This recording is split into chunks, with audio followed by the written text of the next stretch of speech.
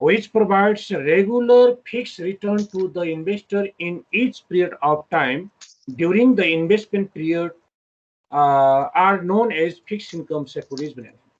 A fixed income securities like money market securities and capital market securities by divided sir गरेको हजुर screen नै share भएको छैन। मैले गरेको छैन, म गर्दैछु। ए ए ए ए हुन्छ त।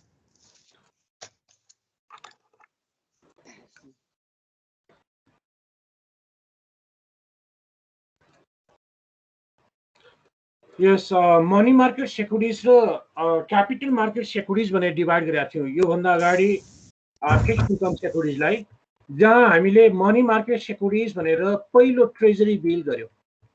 मनी मार्केट सेक्युरिटिज जुन सर्ट टर्म सेक्युरिटिज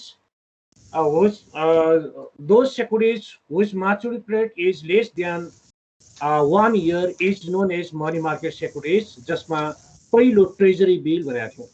र ट्रेजरी बिल गभर्मेन्टले इस्यु गर्ने भेरी सर्ट टर्म र लेस रिस्क भएको हाइली लिक्विड सेक्युरिटिज थियो, जसलाई गभर्मेन्टहरूले आफ्नो फन्डिङ ग्याप र आफ्नो बजेट डेफिसिट फुलफिल गर्नको लागि इस्यु गर्ने सेक्युरिटिजको रूपमा हामीले लिएको थियौँ। यही ट्रेजरी बिलमा लगानी गर्ने इन्भेस्टरको रेट अफ रिटर्न कसरी क्यालकुलेसन गर्ने भन्ने पार्टमा हामीले अस्ति चारवटा रेट अफ रिटर्न निकाल्यौँ। एउटा होल्डिङ पिरियड रिटर्न, एउटा annualize holding period rate of return, अर्को एनुअल डिस्काउन्ट यिल्ड, अर्को bond equivalent yield or investment yield or coupon equivalent yield भनेर निकाल्यौँ, जुन चाहिँ पर्चेस प्राइस र actual number of days in a इयरको बेसिसबाट निकालेका थियौँ। र लास्टमा हामीले इफेक्टिभ एनुअल यिल्ड निकालेर एउटा इक्जाम्पल गरेर छोडेका थियौँ, जसमा मैले क्वेसन नम्बर 1 र क्वेसन नम्बर 2 यसैसँग सम्बन्धित छ बुकको, दुईटा गर भनेर छोडेको थिएँ। अब आज मैले quotation of the treasury bill, अब ट्रेजरी बिल ओटिसी मार्केटमा अक्सन बेसिसबाट बाई अर सेल गरिने भएको कारणले गर्दा treasury bill over the counter मार्केटमा कोटेसन प्रोभाइड गरिएको हुन्छ। कोटेसन प्रोभाइड गर्दा जेनरली डिलरहरूले ब्रोकरहरूले आफूले ट्रेजरी बिल बाई गर्दा कति प्राइसमा बाई गर्ने र सेल गर्दा कति प्राइसमा सेल गर्ने, र ट्रेजरी बिलको म्याचुरिटी पिरियड कति थियो, ट्रेजरी बिलको बिड प्राइस कति हो, आस्क प्राइस कति हो, र हिजोको बिड प्राइस र आजको आस्क प्राइस बिड प्राइस बिचको चेन्ज कति छ, र आस्क यिल्ड कति छ भनेर एक्सप्रेस गरिन्छ, कोट गरेको हुन्छ। त्यसलाई हामी ट्रेजरी बिल कोटेसन भनेर भन्छौँ। जस्तै यहाँ एउटा इक्जाम्पल छ, कोटेसन अफ द ट्रेजरी बिलमा assume you found the following quotation for treasury bill in the issue of the Wall Street Journal भनेर भन्यो। अब जस्तै म्याचुरिटी पिरियड भनेर दिएको छ, सरी म्याचुरिटी भनेर दिएको छ मार्च 10, 21 भनेर दियो।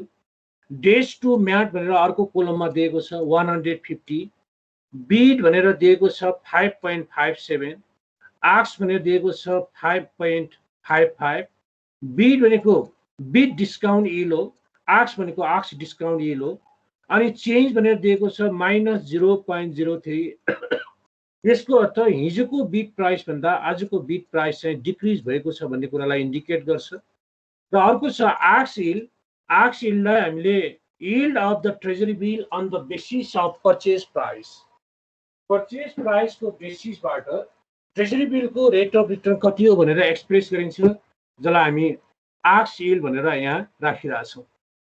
अब यसमा सोध्न सक्ने, अब यसलाई कसरी एक्सप्लेन गर्ने त, हामीलाई डिफ्रेन्ट पार्टबाट एक्सप्लेन गर भन्न सक्छ। जस्तै नम्बर एमा what does days to mat 150 indicate भनेर सोध्यो। अनि आएर सेकेन्डमा explain the difference between bid and ask quote भनेर सोधेको छ। सीमा what is the dealer spread भनेर सोध्यो। एक्सप्लेन द चेन्ज अफ -0.03 भनेर सोध्यो।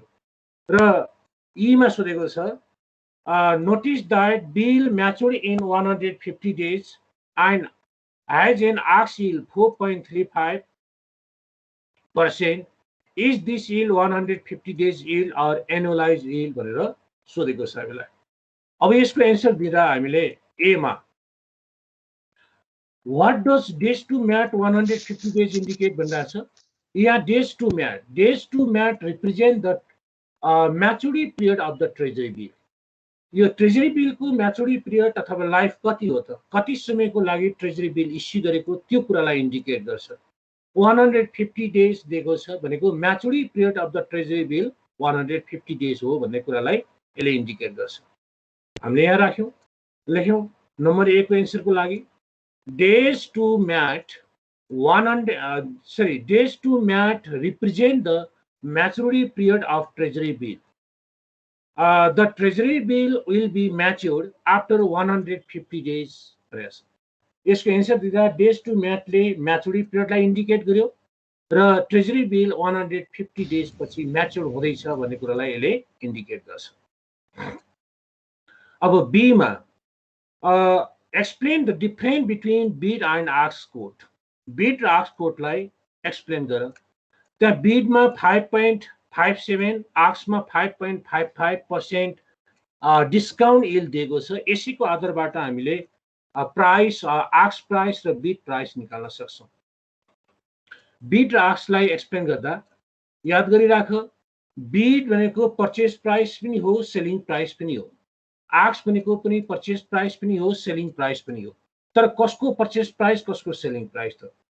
Bid represent the selling price of investor and purchase price of dealer. दुईटा पक्ष हुन्छ। डिलरले कोटेसन प्रोभाइड गर्छ, बिड भनेको डिलर इन्भेस्टरको सेलिङ गर्ने प्राइस, सेल गर्ने प्राइस र डिलरको बाई गर्ने प्राइस हो। त्यसैले गर्दा bid represent the selling price of investor and purchase price of dealer. Ask represent the thaka opposite of. Ask represent the selling price of dealer and purchase price of investor. म फेरि पनि दोहोऱ्याएँ, bid भनेको investor को selling price, dealer को purchase price हो। Ask भनेको dealer को selling price, investor को पर्चेस प्राइस हो। The bid 5.57 is the selling price that the treasury bill can be sold for in the over-the-counter market, and ask 5.55 is the purchase price from the OTC market. Bid and ask price can be calculated as follows. अब यही bid discount yield र ask discount yield लाई हामी use गरेर bid price र ask price निकाल्छौँ। Bid price निकाल्नको लागि बिड डिस्काउन्ट यिल्ड युज गर्ने, आस्क प्राइस निकाल्नको लागि आस्क डिस्काउन्ट यिल्ड युज गर्छौँ। हामीलाई ट्रेजरी बिलको कोटेसन दिएको छैन, त्यसकारण गर्दा assume face value of treasury bill is equal to 1000। हामी फेस भ्यालु ट्रेजरी बिलको 1000 एजुम गरेको छौँ। अब bid discount yield is equal to formula हो FB minus PP divide by FB into 360 days divide by T. T भनेको maturity period. Bid discount yield 5.57% दिएको छ। यसलाई डेसिमलमा कन्भर्ट गर्दा 0.0557 equal to 1000 minus purchase price divide by 1000 into 360 days divide by 150 days. यो maturity period राख्यौँ। अब यसलाई सल्भ गर्दा बिड प्राइस पीपी अथवा पर्चेस प्राइस, हामीले पीपी निकालेको अथवा बिड प्राइस निकालेको, bid price PP is equal to rupees 976.79. इन्भेस्टरले बेच्दा यतिमा बेच्छ, डिलरले किन्दा यतिमा किन्छ, यो ट्रेजरी बिल भनेर निकाल्यो। अब फेस भ्यालु हामी 1000 एजुम गर्यौं। त्यसै आस्क प्राइस कति थियो त? आस्क प्राइस भनेको इन्भेस्टरको सेलिङ प्राइस, डिलरको सेलिङ प्राइस, इन्भेस्टरको पर्चेस प्राइस हो। आस्क डिस्काउन्ट यिल्डलाई युज गर्यौं। Ask discount yield is equal to face value minus purchase price divided by purchase price into 360 days divided by T, or maturity period. Ask discount yield 5.55% दिएको छ। यसलाई डेसिमलमा convert गर्दा 0.0555 is equal to face value 1000 minus PP निकाल्नु पर्ने, divide by 1000 face value into 360 days divided by 150 days भनेर निकाल्यो।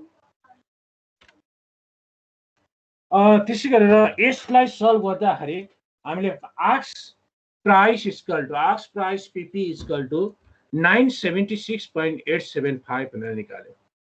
अब यो यसको मिनिङ डिलरले बेच्दाखेरि 976.875 बढी मूल्यमा बेचेको छ, इन्भेस्टरले किन्दा 976.875 मा किन्छ। अब नम्बर सी मा डीलर्स स्प्रेड निकाल भन्छ। Dealer's spread equal to dealer's profit. डीलरले ट्रेजरी बिल बाई और सेल गर्दा कति प्रॉफिट कमाउँछ त त्यही निकाल्न खोज्दैछौँ। डीलर्स स्प्रेड नम्बर सी मा डीलर्स स्प्रेड और dealer's profit equal to ask price minus bid price. Dealer को सेलिङ प्राइस माइनस डीलर को परचेज प्राइस हो। डीलर को सेलिङ प्राइस भनेको आस्क प्राइस हो, डीलर को परचेज प्राइस भनेको बिड प्राइस हो। त्यसै गर्दा 976.875 माइनस 976.79 गर्दा ₹0.085 हामीले निकाल्यौं डीलर्स को स्प्रेड पर ट्रेजरी बिल। और पर्सेंटेज में निकाल्यौं भने bid dealer's spread in percentage निकाल्दा bid minus ask divide by bid price. यो गर्दाखेरि 0.0087% भनेर हामीले निकाल्यौं यो पर्सेंटेज डीलर्स स्प्रेड। अब नम्बर डी मा सोधेको छ चेन्ज माइनस 0.03 ले के इन्डिकेट गर्छ भनिरहेछ। अब यसमा हामीले राख्यौं the change of minus 0.03 represent the change in previous days bid price as it's the negative। अब चेन्ज ले प्रिभियस डेज र आजको डे को बिड प्राइस बीचको डिफरेन्सलाई चेन्जले इन्डिकेट गर्छ।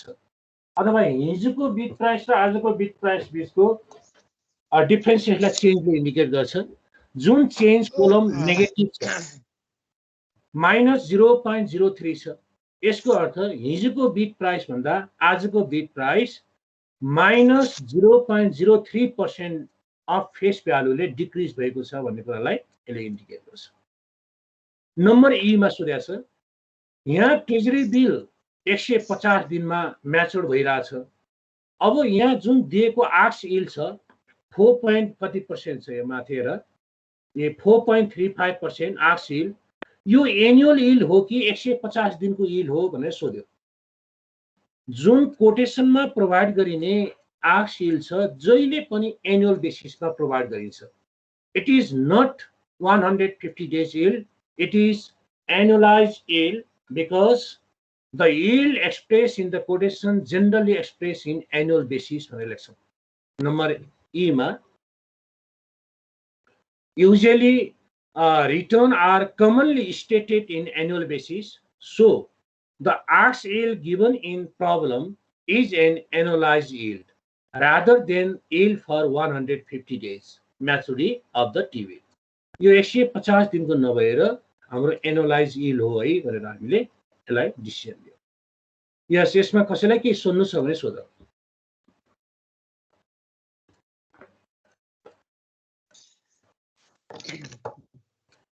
कसैलाई के यसमा छैन सर। यस छैन भने क्वेशन नम्बर 2 3 1 र 2 त ट्रेजरी बिल को थियो। Question number quotation of treasury bill में क्वेशन नंबर 3 क्वेशन नंबर 3 चाहिँ ए ट्रेजरी बिल को कोटेसन छ। अरु चाहिँ बोन्ड को कोटेसन छ। म त्यसपछि अर्को पार्टमा जान्छु। यो क्वेशन नंबर 3 पनि प्र्याक्टिस गरौँ। यो जनरली मैले बुकको एक्जाम्पलमा छ, यो पनि तिमीहरूलाई म पठाइरहेको छु। यसलाई हेर। अरु मनी मार्केट सेक्युरिटीजको यो थ्योरेटिकल पार्ट मात्र हो। यहाँ बुकमा पनि छ, तिमीलाई मैले यहाँ थ्योरी राखिदिएको छु। Certificate of deposit, commercial paper, repurchase agreement, euro dollars, यसको बारेमा अलिकति यो पढेर आएर कन्फ्युज भयो भने मात्र सुन्ने है। यो बाँकी रहेको मनी मार्केट सेक्युरिटीज पनि हेर। अब म सेकेन्ड पार्टमा क्यापिटल मार्केट सेक्युरिटीजमा जान्छु। मनी मार्केट फिक्स्ड इन्कम सेक्युरिटीजमा पनि क्यापिटल मार्केट सेक्युरिटीज छ। Capital market securities is the long term securities whose maturity period are more than 1 year, जसको 1 वर्ष भन्दा बढी समयको लागि इस्यु गरेको हुन्छ, जसको लाइफ 1 year भन्दा बढी हुन्छ, ती सेक्युरिटीजलाई हामी क्यापिटल मार्केट सेक्युरिटीज भनेर भन्छौं।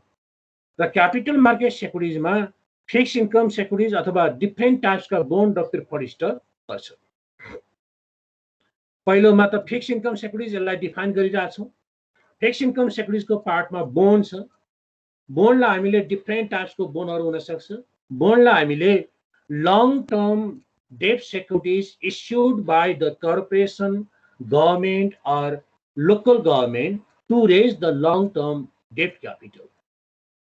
अब त्यसमा पहिलो पार्ट छ गभर्नमेन्ट बोन्ड छ। गभर्नमेन्ट बोन्डमा the long term debt securities issued by the government is known as government bond. The example of government bond in Nepal are development bond, citizen saving bond, national saving certificate, special bond etc. अब यो चाहिँ हामीले introduction च्याप्टरमा पनि पढाएको थियौँ। नेपाल गभर्नमेन्टले bond issue गर्दा लङ टर्म बोन्डको रूपमा citizen saving bond, development bond, national saving bond, foreign employment saving bond यस्ता खालका बोन्डहरू इस्यु गरेको छ, जसले इन्भेस्टरलाई regular interest during the maturity पिरियडसम्म एउटा फिक्स इन्टरभल अफ टाइममा पेमेन्ट गरिरहेको पाउँछौँ। त्यसै कारणले गर्दा बोन्डलाई हामी फिक्स इन्कम सेक्युरिटिज अन्तर्गत राख्यौँ। यही गभर्नमेन्ट बोन्ड पनि ट्रेजरी नोट, ट्रेजरी बोन्ड र सेभिङ बोन्ड भनेर डिभाइड गरेको छ। तलपट्टि हेर treasury bond, notes and bond. अब यो दुईटाको फरक के त भन्दा नोट भनेको 1 इयर भन्दा बढी 10 इयरसम्मको म्याचुरिटी पिरियड राखेर इस्यु गरेको बोन्डलाई ट्रेजरी नोट भनेर भन्यो, गभर्नमेन्टले इस्यु गरेको। ट्रेजरी बोन्ड मिन्स 10 इयर भन्दा बढी म्याचुरिटी पिरियड राखेर इस्यु गरेको बोन्डलाई ट्रेजरी बोन्ड भनेर भन्छौँ। Treasury note have a term of more than 1 year but not more than 10 years. Treasury note. Treasury bond have maturities that generally lie in the range of 10 to 30 years. 10 देखि 30 वर्षसम्मको maturity period राखेर अथवा 10 वर्षभन्दा बढी 30 वर्षसम्मको maturity period राखेर यदि गभर्नमेन्टले date security issue गर्छ भने त्यसलाई ट्रेजरी बोन्ड भनेर भन्छौँ। ट्रेजरी भन्ने ओर गभर्नमेन्टसँग रिलेटेड अथवा गभर्नमेन्टले इस्यु गर्ने सेक्युरिटीसँग रिलेटेड पार्ट हो भने लास्ट छ saving bond. It is non negotiable instrument issued by the government. मार्केटमा किनबेच नहुने डेट सेक्युरिटिज हाम्रो सेभिङ बोन्ड हो र जुन बोन्ड 5 इयर र 7 इयरसम्मको लागि इस्यु गरिन्छ। आज इन्भेस्टरले इन्भेस्टमेन्ट गरे भने म्याचुरिटी पिरियडसम्म होल्ड गरिन्छ, रेगुलर रूपमा इन्ट्रेस्ट आउँछ, म्याचुरिटी पिरियडको अन्त्यमा उसले प्रिन्सिपल फिर्ता प्राप्त गर्छ। यो चाहिँ मार्केटमा किनबेच हुँदैन, त्यसकारणले गर्दा नन नेगोसिएबल इन्स्ट्रुमेन्ट भनेर भन्यो। अब यसैमा treasury quotation of treasury note. अब यहाँ भएको क्वेसन नम्बर 4, 5, 6 यही ट्रेजरी बोन्डको कोटेसनसँग कर्पोरेट बोन्डको कोटेसनसँग रिलेटेड छ। आज यो कोटेसनलाई हेर, कोटेसन अफ ट्रेजरी नोट। यसलाई राम्रोसँग याद गरेर हामीलाई क्वेसन सोद्धाखेरि पनि यस्तै कोटेसन दिन्छ, यसको मिनिङ अथवा यसले के कुरा इन्डिकेट गर्छ भन भनेर भन्छ।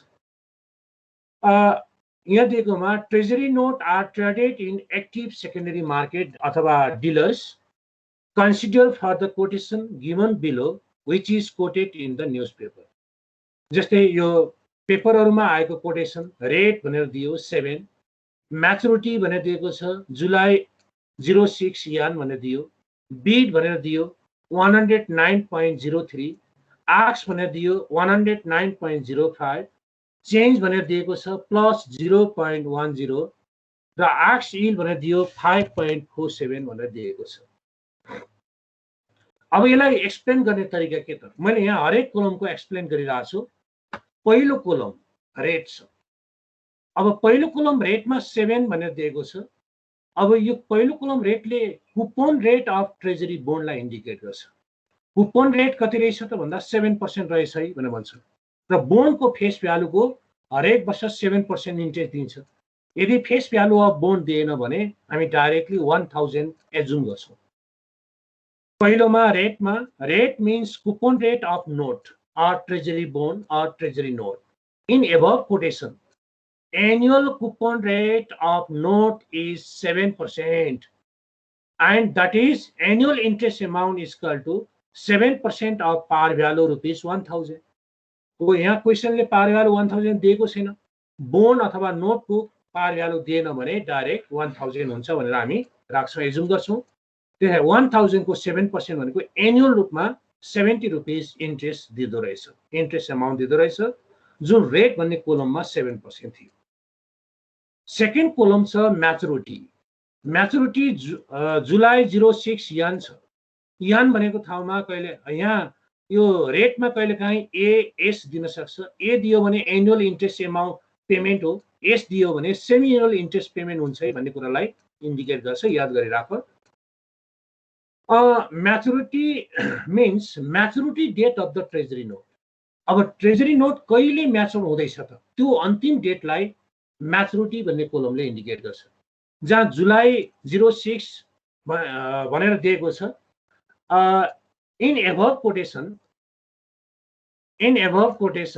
the maturity date of treasury note is July 2006। 06 भनेको 2006 थियो भनेर हामी यसमा लेख्न सक्छौँ। सँगै दिएको यानले ट्रेजरी नोट हो है भन्ने कुरालाई इन्डिकेट गर्छ। अब थर्ड छ bid.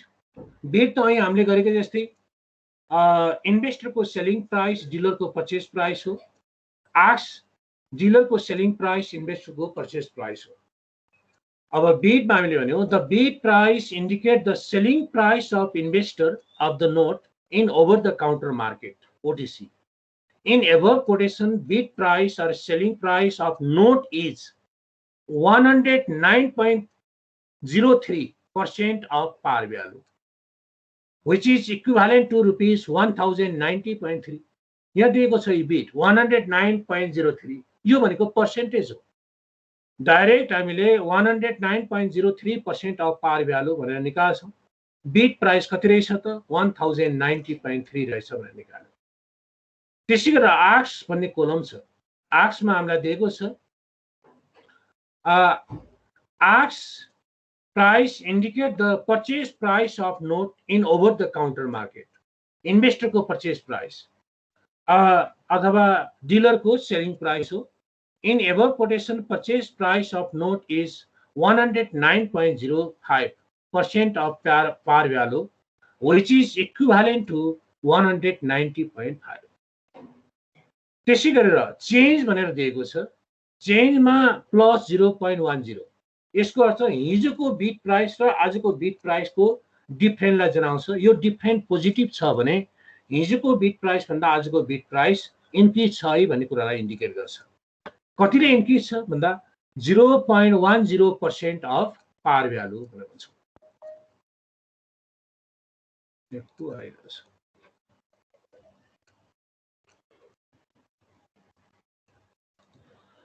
Yes, change means difference between the previous days and quoted date bid price। हिजोको डेट र आजको कोटेसन डेटको बिड प्राइसको डिफरेन्सलाई इन्डिकेट गर्छ। In above quotation change 0.10 means price increased by 0.10% than of par value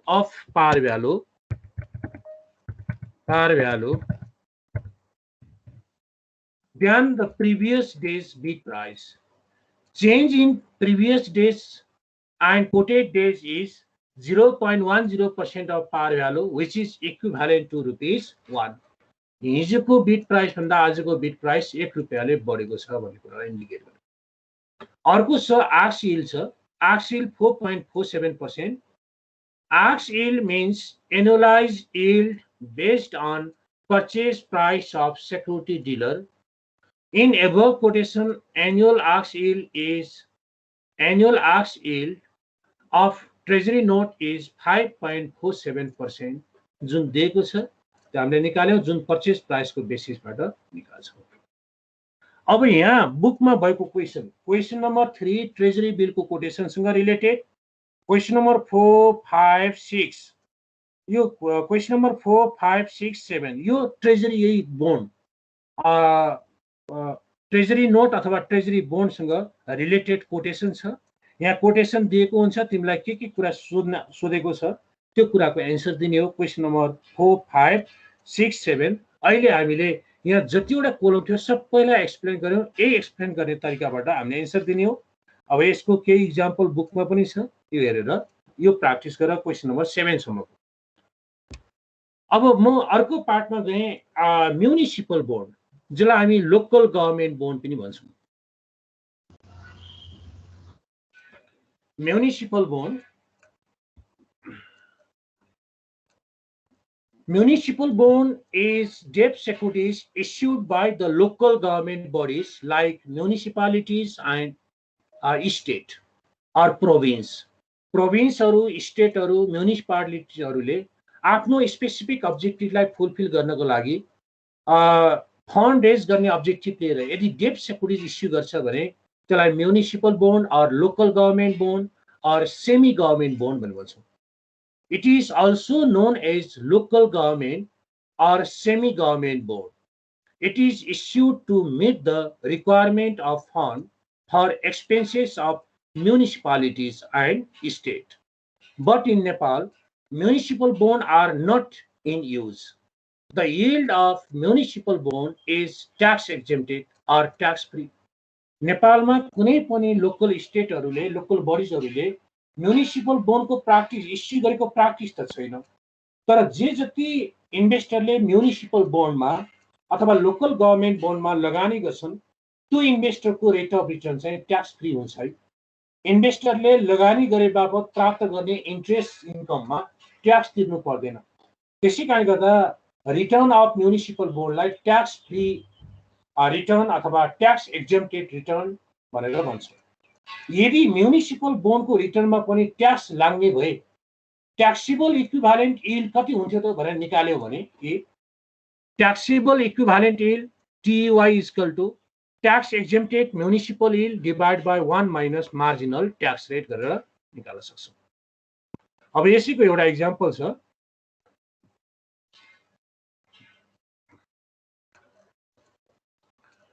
Assume an investor is in 15% tax bracket. What taxable equivalent yield must be earned on a security to equal the municipal bond yield 9.5%?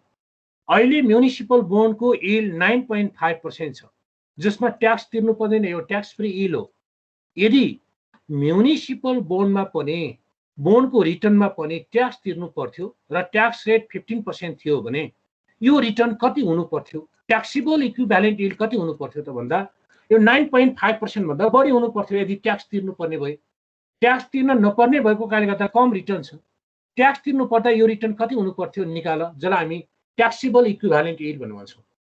अब सल्युसनमा given tax rate 15%, municipal bond yield 9.5% जसमा अहिले tax तिर्नु पर्दैन. Taxable equivalent yield tax तिर्न नपर्ने yield यति छ. यदि यसमा पनि ट्याक्स तिर्नु पर्थ्यो भने यो रिटर्न रेट अफ रिटर्न कति पर्सेन्ट हुनु पर्थ्यो भनेर निकाल्दैछौँ. We have taxable equivalent yield TEY is equal to tax exempted municipal yield divided by 1 minus marginal tax rate. Tax exempted municipal yield 0.095 अथवा 9.5% divided by 1 minus 0.15 15% थियो is equal to 0.118 that is 118 that is 11.18% भनेर यो निकाल्यो. यस यसमा कसैलाई के confuse छ भने सोधा है. हेलो छैन सर. अब यो क्वेशन नम्बर 8 9 10 यसैसँग रिलेटेड छ. यही इक्जाम्पल गरेर गर्ने. अब कन्फ्युज भएको क्वेशन म भरिको क्लासमा गराउँला. अब कर्पोरेट बोन्ड भने कर्पोरेट बोन्डको बारेमा पछि हामी पढ्छौँ. Long-term debt securities issued by the corporation to raise the long-term debt capital is known as corporate bond. Corporate bond are long-term debt securities issued by corporation. It is riskier than the government bond and municipal bond. So generally, it provides the higher rate of return. There are various types of corporate bond like secured bond, unsecured bond, convertible bond, non-convertible bond, redeemable bond, irredeemable bond, etc. भनेर राख्यौं. अब यसमा बुकमा पनि different types of corporate बोन्डको बारेमा दिएको छ. भने अर्को छ हाम्रो इक्विटी सेक्युरिटिज छ. इक्विटी सेक्युरिटिज क्यापिटल मार्केट सेक्युरिटिजमा अर्को इक्विटी सेक्युरिटिज जसमा हामी प्रिफर्ड स्टक र कमन स्टक भनेर भन्छौं. तर हामीले कमन स्टक भेरिएबल इन्कम सेक्युरिटिजको पार्ट हो. यसलाई हामी यहाँ डिस्कसन गर्दैनौं, खाली प्रिफर्ड स्टकको पार्टको लागि मात्र. Unlike fixed income securities, equity securities represent an ownership interest in a corporation. These securities provide residual claim after payment of all obligation of fixed income claim on the income and asset of the corporation. There are two forms of equity securities like preferred stock and common stock. Preferred stock लाई hybrid securities को रूपमा लिइन्छ जसले केही feature बोन्डको र केही feature common स्टकको कम्बाइन गरेर फाइनेन्शियल इन्जिनियरिङ प्रोसेसबाट डेभलप गरेको नयाँ सेक्युरिटिज हो preferred stock. And equity securities with the intermediate claim on the firm's asset and income is known as preferred stock. It is also known as hybrid securities, which has both characteristics of common stock and bond. दुईटैको क्यारेक्टरिस्टिक्सलाई include गरेको हुन्छ. तर हामी कहाँको practice त होइन. हामी कहाँ प्रिफर्ड स्टक मार्केट भनेको त भेरी थिन मार्केट छ. सर्टेन केही औलामा गर्न सक्ने कम्पनीहरूले मात्र प्रिफर्ड स्टक इस्यु गरेर क्यापिटल रेज गरेको पाउँछौँ. तर डेभलप फाइनेन्शियल मार्केटमा प्रिफर्ड स्टकको प्र्याक्टिस अथवा युज पनि बढी हुन्छ. त्यसै कारणले गर्दा लार्ज कर्पोरेट इन्भेस्टरहरूले फिक्स रिटर्न प्राप्त गर्नको लागि प्रिफर्ड स्टकमा लगानी गर्छन्. Corporation are the largest buyer of the preferred stocks, so corporation has unique tax advantage. अब कर्पोरेसनले जुन प्रिफर्ड स्टकमा लगानी गर्छ त्यसमा कर्पोरेसनको लागि केही ट्याक्स एडभान्टेज दिएको हुन्छ. जति प्रिफर्ड स्टकबाट रिटर्न अर्न हुन्छ त्यो पुरै रिटर्नमा ट्याक्स तिर्नु पर्दैन. Only 70% income from preferred stock are tax free. Only 40% income of preferred stock are taxable. त्यसै कारणले गर्दा after tax yield of corporate investor निकाल्नको लागि हामीले इफेक्टिभ ट्याक्स रेट निकाल्नु पर्ने हुन्छ. 70% dividend is not taxes, only 30% dividend are taxed. To calculate the after tax yield of corporation, we need to calculate effective tax rate. Effective tax rate is equal to percentage of taxable income, भनेको 30% हो taxable income को percentage into marginal tax rate जुन क्वेशनले दिएको tax rate. After tax yield of preferred stock is equal to before tax yield into 1 minus effective tax rate गरेर निकाल्छ. अब यो common stock छ. त्यसपछिको पार्ट चाहिँ हाम्रो कन्भर्टिबलको छ. यो कन्भर्टिबललाई म भोलिको क्लासमा गराउँछु. अब तिमीहरूले भोलिको क्लासमा आउँदा जति सक्छौ क्वेशन नम्बर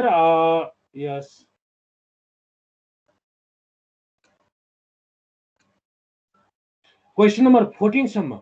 यो 14 सम्म अहिले आज गरेको कुराहरु छ. यो क्वेशनहरु गाह्रो छैन.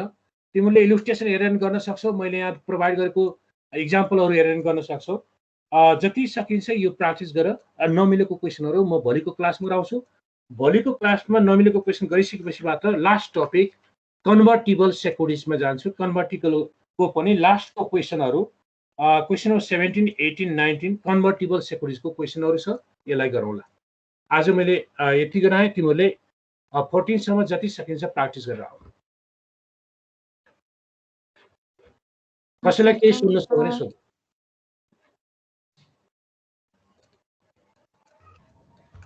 छैन सर के पनि. यस त्यो बुकमा हेरि